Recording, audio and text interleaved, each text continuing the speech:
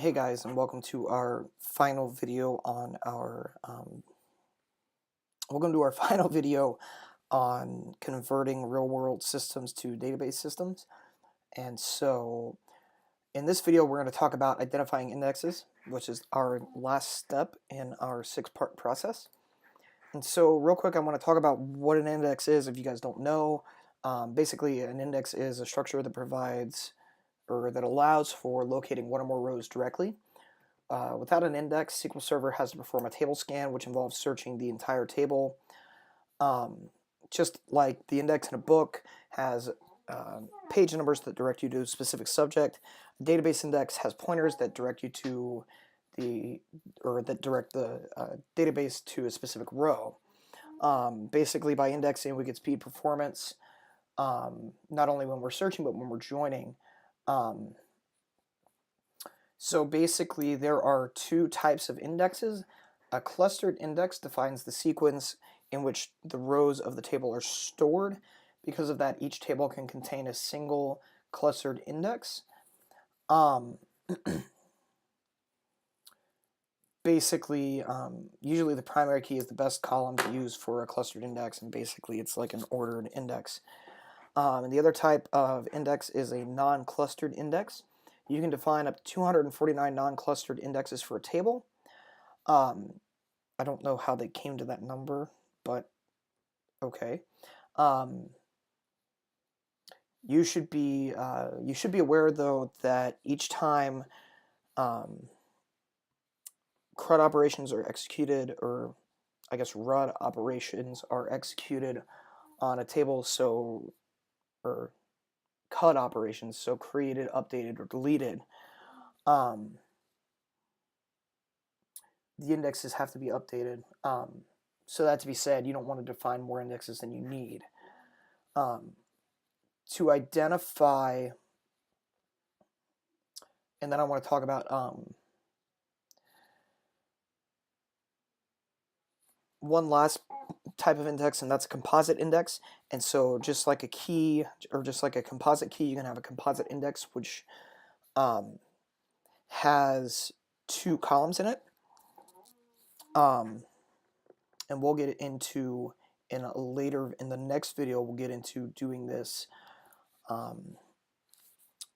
using some special tools in SQL Server to help identify indexes.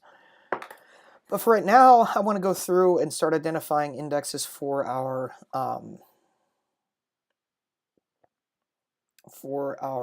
tables that we've created. And so basically, in our customer table, we're going to want an index on last name. So when we search through, we're mainly going to be focused on last name, not first name. So think about, like, if you go to maybe a gym, or maybe you go to, actually we could even index on phone number instead. So think about if you go to a gym, or if you go to, like, the example I always think of is, I don't know if any of you guys ever go to AutoZone, but if you go to AutoZone, they have a reward system. And if you don't have your card, your AutoZone rewards card, they can look you up by phone number. And so by creating an index on phone number, that would aid in the execution of searching for a particular phone number. So we're able to pull that data back faster, especially in an enterprise system like AutoZone's, where they're going to have millions of loyalty customers.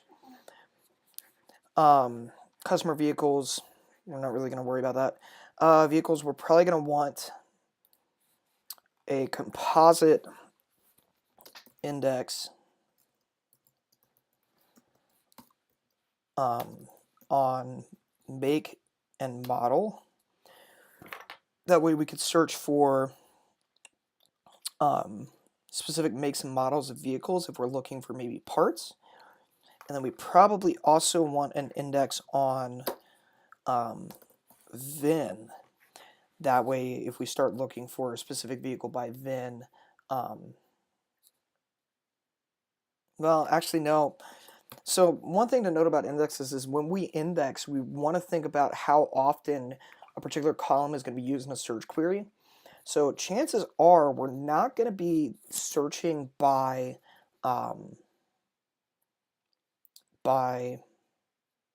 VIN very often. We're mainly going to be searching by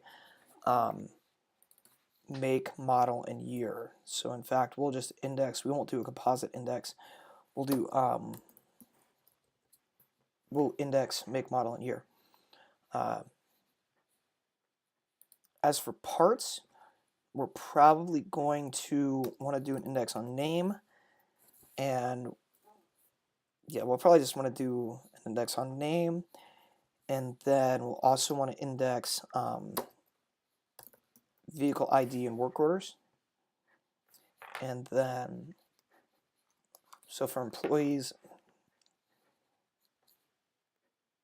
we'll probably want to index last name. Yeah, we'll probably want to index last name. And then, yeah, I think that'll do it for invoices or indexes.